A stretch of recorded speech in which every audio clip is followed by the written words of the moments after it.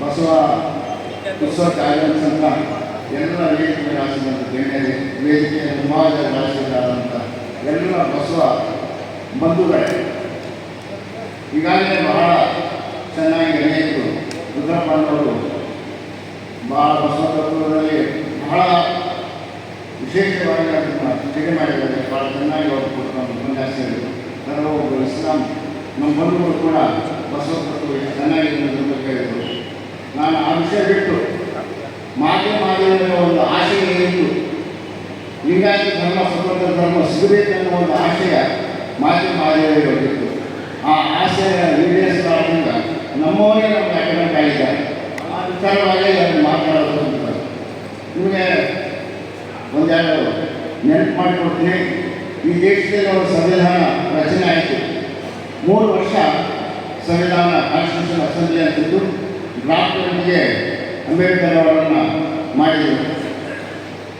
ಎಲ್ಲ ವಿಷಯಗಳ ಅಧ್ಯಯನ ಆಗಿ ಬೇರೆ ಬೇರೆ ಕಾನೂನುಗಳು ರಚನೆ ಆದಮೇಲೆ ಧರ್ಮದ ಕಾನೂನಿನಲ್ಲಿ ಈ ದೇಶದಲ್ಲಿ ಧರ್ಮಗಳಿದ್ದಾವೆ, ಆ ಧರ್ಮಗಳನ್ನು ವಿಂಗಡಿಸಬೇಕು ಅನ್ನೋ ಒಂದು ಬಂದಾಗ ವಿಷಯ ಪ್ರಸ್ತಾಪ ಆದಾಗ ಪರದೇಶದಿಂದ ಬಂದಂಥ ಪಾರ್ಸಿ ಧರ್ಮ, ಕ್ರಿಶ್ಚಿಯನ್ ಧರ್ಮ, ಇಸ್ಲಾಂ ಧರ್ಮ ಮತ್ತು ಸ್ವದೇಶದಲ್ಲಿ ಹುಟ್ಟಿದಂಥ ಬೌದ್ಧ, ಜೈನ, ಲಿಂಗಾಯತ, ಶೀತ ಅಂದರೆ ಯಾವ ಅವೈದಿಕ ಆಚರಣೆಗಳಿಂದ ಹುಟ್ಟಿದಾವೆ ಅವು ಕೂಡ ಧರ್ಮ ಅಂತ ಇದನ್ನು ಪರಿಗಣಿಸಿದರು.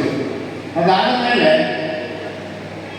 ಹಿಂದೂ ಧರ್ಮ ಪರಿಗಣಿಸಬೇಕಂತ ಕೆಲವರು ಹೇಳಿದಾಗ ಅಂಬೇಡ್ಕರ್ ಹೇಳ್ತಾನ, ಹಿಂದೂ ಅನ್ನೋದು ಧರ್ಮದ ಸೂಚಕಗಳ ಪದ. ಯಾವ ರೀತಿ ಚೈನಾ ಅಂದರೆ ಒಂದು ದೇಶ, ಜಪಾನ್ ಅಂದರೆ ಒಂದು ದೇಶ, ಹಿಂದೂ ರಾಷ್ಟ್ರ ಅಂದರೆ ಒಂದು ದೇಶ. ಸಿಂಧ್ ಅಂತ ರಷ್ಯಾಕ್ಕೆ ಅನಾಕೊಂಡಾಗ ಸಿಂಧು ಹಿಂದ ಯಾವ ಅಫ್ಘಾನಿಸ್ತಾನದಿಂದ ಕನ್ಯಾಕುಮಾರಿ ಮತ್ತು ಪೂರ್ವದಲ್ಲಿ ಅಸ್ಸಾಂವರೆಗಿರುವಂಥ ಆ ಪ್ರದೇಶಕ್ಕೆ ಹಿಂದೂ ರಾಷ್ಟ್ರ ಅಂತ ಹೇಳ್ತಾರೆ. ಅದಕ್ಕಾಗಿ ನಾನು ಆ ಧರ್ಮದ ಕಾರಣದಲ್ಲಿ ಹಿಂದೂ ಪದವನ್ನು ಬಳಸೋದಿಲ್ಲ.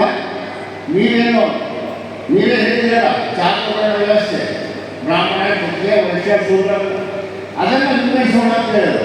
ಎಲ್ಲಿಲ್ಲ ಅವ್ರಿಗೆ ಹೇಳಿದರು, ನೀವೇನು ಮಾಡಿದ್ರಿ? ಶೂದ್ರರಂದರೆ ಯಾರು ರೈತಾಗಿ ವರ್ಗ ಬೆಳೆ ಬೆಳೆಸ್ತಾನೆ ಮತ್ತು ಅವರಿಗೆ ಸಹಾಯ ಮಾಡೋಂಥ ತಾಯಿ ವರ್ಗಗಳು ಇದ್ದಾವೆ, ಹಾಗಾಗಿ ಅವರು ಟಮಾಟ ಅವರೆಲ್ಲ ಶೂದ್ರರು. ಅವ್ರು ತಯಾರು ಮಾಡಿ ಸಾಮಾನು ಮಾಡೋನು ವೈಶ್ಯ, ಅವ್ರಿಗೆ ಮಾರ್ಕೆಟಿಂಗ್ ಮಾಡೋದು. ಇವರೆಲ್ಲರ ಮೇಲೆ ಟ್ಯಾಕ್ಸ್ ಆಗಿ ಹಾಕಿ ರಾಜಕೀಯ ಭಾರ ಮಾಡೋದು ಕ್ಷತ್ರಿಯ. ಇವರಿಗೆಲ್ಲ ಧರ್ಮ ಬೋಧನೆ ಮಾಡಿ ಗುಡಿ ಉಂಟಾಗಿ ವಿಷಯ ಇಟ್ಕೊಂಡು ಬ್ರಾಹ್ಮಣ. ನಾವು ತೊಂದರೆ ಮಾಡಿಬಿಡೋಣ. ಬ್ರಾಹ್ಮಣ 3% ಆಗ್ತೀವಿ, ಕ್ಷತ್ರಿಯ 4% ಆಗ್ತೀವಿ, ವೈಶ್ಯ ಮನೆ ಉಳಿದವರೆಲ್ಲ 78% ಶೂದ್ರಲ್ಲ. ಅವರಿಗೆ ಭಯ ಇತ್ತು. ಯಾಕಂದರೆ ಅಧಿಕಾರ ಹಿಡಿಬೇಕಾದ್ರೆ ಪಾರ್ಲಿಮೆಂಟಿನ ವಾಸಿ ಹೋಗ್ಬೇಕಾಗಲ್ಲ. ಪಾರ್ಲಿಮೆಂಟ್ಗೆ ಆಚೆ ಹೋಗ್ತಾರೆ 543 ಸೀಟ್, ಕನಿಷ್ಠ 270 ಸೀಟ್ ಬಂದರೆ ಮಾತ್ರ ನಾವು ಅಧಿಕಾರ ಚುನಾವಣೆಗಾಗ್ತದೆ. ಈಗ ಈ ರೀತಿ ವಿಂಗಡಣೆ ಮಾಡಿ, ಯಾಕಂದರೆ ಇಲ್ಲಿ ಹಿಂದೂ ಧರ್ಮದಲ್ಲಿ ಒಂದು ಆಚರಣೆಗಳು ವೈದಿಕ ಅವೈದಿಕ ಆಚರಣೆಗಳು ಆ ರೀತಿ ವಿಂಗಡಣೆ ಮಾಡಿದ್ರೆ ನಮಗೆ ಈ ರಾಷ್ಟ್ರವನ್ನು ಆಳುವ ಅಧಿಕಾರ ಸಿಗೋದಿಲ್ಲ. ಯಾರು ಬೌದ್ಧ ಉಪಾಸನೆ ಮಾಡುತ್ತಾರೆ ಅವರು ಏಕದ ಉಪಾಸನೆ ಮಾಡೋರು ಅವೈದಿಕರು, ಹಿಂದೂಗಳಲ್ಲ. ಯಾರು ಚಾತುರ್ವರ್ಣ ವ್ಯವಸ್ಥೆ ಮಾಡ್ತಾರೆ ಅವರು ಹಿಂದೂಗಳು, ಒಬ್ಬರಲ್ಲ. ಈ ರೀತಿ ವಿಂಗಡಣೆ ಮಾಡಿ ನಮ್ಮನ್ನು ಊರಿನ ಶೂದ್ರರನ್ನು ಹಿಂದೂ ಅನ್ನೋ ವಿಶಾಲವಾದ ಭಾವಾರ್ಥದಲ್ಲಿ ನಮ್ಮನ್ನು ಸೇರಿಸಿ ಇವತ್ತು ಆಡ್ತಾ ಇದ್ದಾರೆ.